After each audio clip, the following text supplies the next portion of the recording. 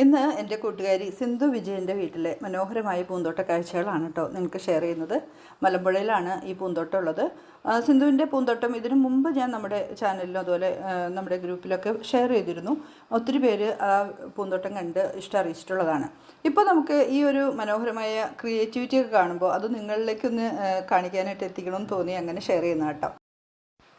ഈ വീട്ടിലൊരു ചെറിയ പൂന്തോട്ടമൊക്കെ ഉണ്ടാവുക എന്നുള്ളത് ഒരു ഭംഗി മാത്രമല്ല കേട്ടോ, അത് നമ്മുടെ വീട്ടമ്മമാരുടെ മനസ്സിനും ശരീരത്തിനും കുടുംബജീവിതത്തിനും വലിയ അനുഗ്രഹവും വലിയ മാറ്റങ്ങളൊക്കെ വരുത്തുന്നുള്ളതാണ്.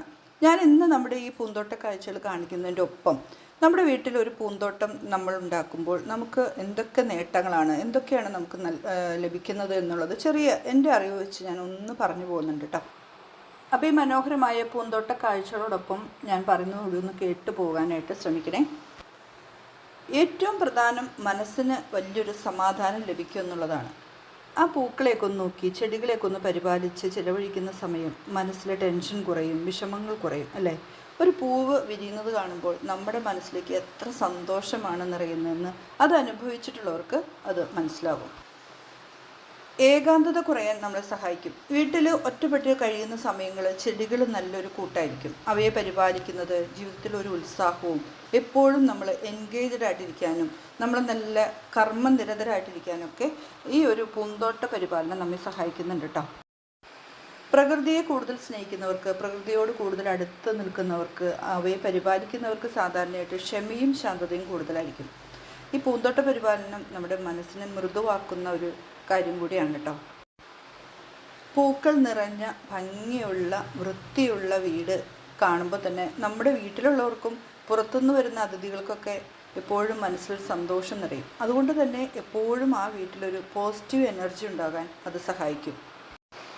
എനിക്ക് സിന്ധുവിൻ്റെ വീടും പരിസരവും ചെടിത്തോട്ടവും ചെടികളൊക്കെ കണ്ടപ്പോൾ എനിക്ക് മനസ്സിലായ കാര്യം, വളരെ വൃത്തിയോടും അടുക്കും ചിട്ടയോടും കൂടി ഈ ചെടികൾ വെച്ചിരിക്കുന്നു. ഓരോ സ്ഥലവും അത് ഭംഗിയായിട്ട് എന്താ പറയുക, ഇലകളും കരിയിലകളും മറ്റ് ചപ്പ് ചവറുകളും കളപ്പുല്ലുകളും ഒന്നുമില്ലാതെ വീടിൻ്റെ ആ ചുറ്റും അല്ലെങ്കിൽ വീടിന് മുമ്പിലുള്ള എല്ലാ സ്ഥലവും നല്ല ഭംഗിയായിട്ട് പരിപാലിക്കുന്നുണ്ടെന്നുള്ളതാണ്. അതുപോലെ തന്നെ ചെടിത്തോട്ടത്തിലില്ലാത്ത ചെടികളില്ല. എല്ലാത്തരം പൂച്ചെടികളും പരമാവധി സിന്ധു വീട്ടിൽ വളർത്തിയിട്ടുണ്ട്. ഇലച്ചെടികളുണ്ട്, അതുപോലെ പടർത്തുന്ന ചെടികൾ എന്ന് വേണ്ട എല്ലാത്തരം ചെടികളും സിന്ധുവിൻ്റേതായ ആ ഒരു വീടിൻ്റെ അന്തരീക്ഷത്തിന് ചേരുന്ന ചെടികൾ വെച്ച് പിടിപ്പിച്ചിട്ടുള്ളതാണ്. അപ്പോൾ ഞാൻ സിന്ധുവിനോട് ചോദിച്ചപ്പോൾ സിന്ധു പറഞ്ഞത് ജൈവവളങ്ങളാണ് കൂടുതൽ ഉപയോഗിക്കുന്നത്, രാസവളങ്ങൾ ഉപയോഗിക്കാറില്ല.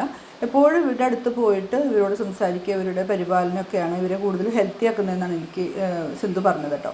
അപ്പോൾ അത് തന്നെയാണ് ഇത്രയും ഭംഗിയായിട്ടുള്ള പൂക്കളും ഇതുപോലെ നല്ല ഹെൽത്തി ആയിട്ടുള്ള ചെടികളൊക്കെ ഉണ്ടാവാൻ കാരണമായതെന്ന് ഞാൻ വിചാരിക്കുന്നു. നമ്മുടെ ഈ ചെടിത്തോട്ടത്തോടൊപ്പം നമ്മുടെ വീട്ടിലുള്ളവരെയും നമ്മുടെ മക്കളെയും ഭർത്താവിനെയൊക്കെ ഇതിനകത്തേക്ക് ഇൻവോൾവ് ചെയ്യിപ്പിക്കുമ്പോൾ നമ്മുടെ കുടുംബ ബന്ധം അതുപോലെ തന്നെ നമ്മുടെ കുടുംബ സമയമൊക്കെ മനോഹരമാക്കി ചിലവഴിക്കാൻ പറ്റും. ചെറിയ ചെറിയ സന്തോഷങ്ങൾ ഇങ്ങനെ പൂക്കൾ കാണുമ്പോൾ അല്ലെങ്കിൽ അവയുടെ അടുത്ത് നിൽക്കുമ്പോൾ കിട്ടുന്ന സന്തോഷങ്ങളൊക്കെ എല്ലാവരുമായിട്ട് പങ്കുവെക്കാൻ പറ്റും. ഒരു ചെടി വളരാൻ സമയം വേണം, അതുപോലെ തന്നെ ജീവിതത്തിലും ക്ഷമ വേണ്ടതാണെന്ന് നമ്മുടെ ഈ പൂന്തോട്ടം ശരിക്കും പഠിപ്പിച്ചു തരും കേട്ടോ. നമ്മൾ ഒരു ചെടി നട്ട് അതിന് ഇല വരുന്നുണ്ടോ, അത് വാടുന്നുണ്ടോ, അത് പുതിയ പൂക്കൾ വരുന്നുണ്ടോ, ഇതൊക്കെ നമ്മൾ നോക്കും. നമുക്ക് എത്ര ക്ഷമയോടു കൂടിയാണ് നമ്മൾ കാത്തിരിക്കുക. ആ ഒരു ക്ഷമ നമ്മുടെ ജീവിതത്തിലേക്കും ഉണ്ടാകാനായിട്ട് സഹായിക്കുന്നുള്ളതാണ്. അപ്പോൾ ഇത് കാണുമ്പോൾ പലരും പറയും വീട്ടിലൊരു പണിയില്ലാതിരിക്കുന്ന വീട്ടമ്മമാർക്ക് മാത്രമാണ് ഈ പൂന്തോട്ടമൊക്കെ ചെയ്യാൻ പറ്റുള്ളൂ, അതുപോലെ ഒത്തിരി സ്ഥലം വേണം, സ്ഥലമൊന്നും ഇല്ലാത്തവരെ എങ്ങനെ പൂന്തോട്ടം പിടിപ്പിക്കും എന്നുള്ളതൊക്കെ. അതൊക്കെ വെറുതെയാണ് കേട്ടോ. ഒട്ടും സ്ഥലമില്ലാത്ത വീടുകളിലൊക്കെ ചിലർ ചട്ടികളിൽ ചെടികൾ വെച്ചിരിക്കുന്നത് കണ്ടിരിക്കുക, കാണുമ്പോൾ തന്നെ കൊതിയാവും. അതുപോലെ തന്നെ സമയമില്ല എന്നുള്ള കാര്യം നിങ്ങൾക്കറിയാമല്ലോ. ഞാൻ അത്യാവശ്യം ഒത്തിരി ചെടികൾ നമ്മുടെ വീട്ടിൽ വളർത്തുന്നതാണ്. നിങ്ങൾ ഒത്തിരി വീഡിയോസിലൂടെ എൻ്റെ ചെടിത്തോട്ടങ്ങൾ കണ്ടിട്ടുള്ളതാണ്. ഞാനും അത്യാവശ്യം ജോലിക്കൊക്കെ പോകുന്നു, ഒത്തിരി തിരക്കുള്ള ഒരാളാണ്. എങ്കിൽ കൂടിയും ഞാനതിന് സമയം കണ്ടെത്തുന്നുള്ളതാണ്. കാരണം അതെൻ്റെ ഒരു സന്തോഷമാണ്. എൻ്റെ എല്ലാ ടെൻഷനും എൻ്റെ എല്ലാ തിരക്കുകളും എല്ലാ കാര്യങ്ങളും മറക്കുന്ന ഒരു സ്ഥലം എന്ന് പറയുന്നത് എൻ്റെ പൂന്തോട്ടമാണ്. അപ്പോൾ അതുകൊണ്ട് ചെടികളെയും പൂക്കളെയൊക്കെ സ്നേഹിക്കാനായിട്ട് കഴിയണം കേട്ടോ. സിന്ധുവിൻ്റെ ഒരു കാര്യം പറയുകയാണെങ്കിൽ, സിന്ധു എൻ്റെ നിന്ന് ഒരു കോറിയോപ്സിസ് എന്ന് പറഞ്ഞൊരു സീഡ് ഒരിക്കൽ വാങ്ങിയിരുന്നു. അതെല്ലാം എൻ്റെ കയ്യിൽ നിന്ന് അപ്പാടെ നഷ്ടപ്പെട്ടു പോയി. പക്ഷേ സിന്ധു ആ കോറിയോപ്സിസ് വളർത്തി 4 ചെടി കിട്ടിയുള്ളൂ. ആ 4 ചെടിയിൽ നിന്ന് ഒത്തിരി വിത്തുകൾ ഉണ്ടാക്കി നമ്മുടെ ഒത്തിരി കൂട്ടുകാർക്ക് ഫ്രീ ആയിട്ട് സിന്ധു അയച്ചു കൊടുത്തിട്ടുണ്ട് വിത്ത്. ഞാനും അയച്ചു കൊടുത്തതാണ്. പക്ഷേ ഇപ്പോൾ സിന്ധുവിൻ്റെ കയ്യിലും ആ കോറിയോപ്സിസ് ഇല്ല കേട്ടോ. എങ്കിലും ആ ഒരു മനസ്സിനെയാണ് ഞാൻ വിലമതിക്കുന്നത്. ഒത്തിരി ഭംഗിയുണ്ട് സിന്ധു പൂന്തോട്ടം കാണാനായിട്ട്. എല്ലാവിധ എന്താ പറയുക ആശംസകളും അഭിനന്ദനങ്ങളും നേരുകയാണ്. ശരിക്കും നമ്മുടെ സ്വന്തം കൈ കൊണ്ട് വളർത്തിയ പൂക്കൾ വിരിയുമ്പോൾ ഒരു നേട്ടബോധം അല്ലെങ്കിൽ ഒരു അച്ചീവ്മെൻ്റ് ഒക്കെ ഉണ്ടാവും അല്ലേ? അത് വലിയൊരു സന്തോഷമല്ലേ? മനോഹരമായ നമ്മുടെ ഈ പ്രകൃതിയിലെ പക്ഷികളുടെ ശബ്ദവും പൂക്കളുടെ സുഗന്ധവും പച്ചപ്പിൻ്റെ ഭംഗിയും ഒക്കെ നമ്മുടെ ജീവിതത്തിൽ കൂടുതൽ മനോഹരമാക്കിയുള്ളൂ.